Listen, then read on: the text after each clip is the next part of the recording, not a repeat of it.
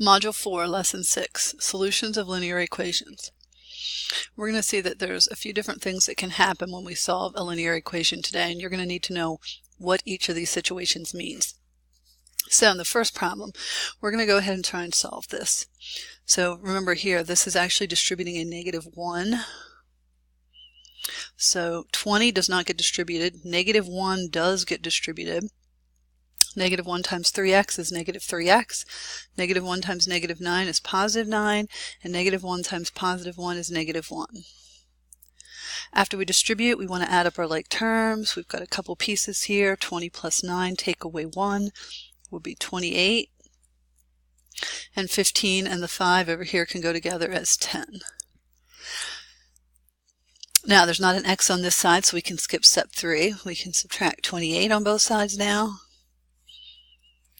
And then divide by -3.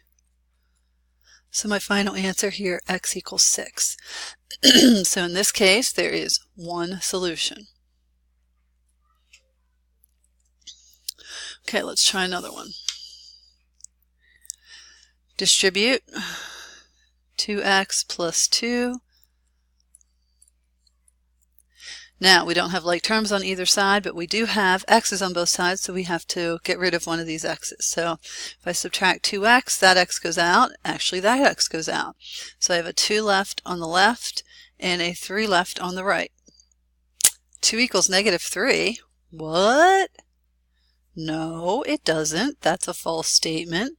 So what do you think the solution to that means? What do you think x could possibly equal in this problem? There is no solution here.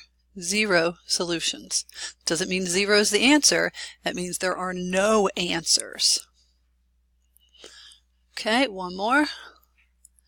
No distribution. No like terms on the left, no like terms on the right. However, we do have x's on both sides, so we need to get rid of one of those x's. So if we subtract 3x, we get rid of that one.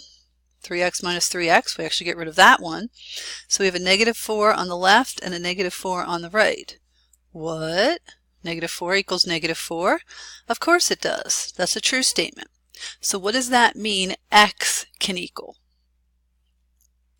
X can equal any real number.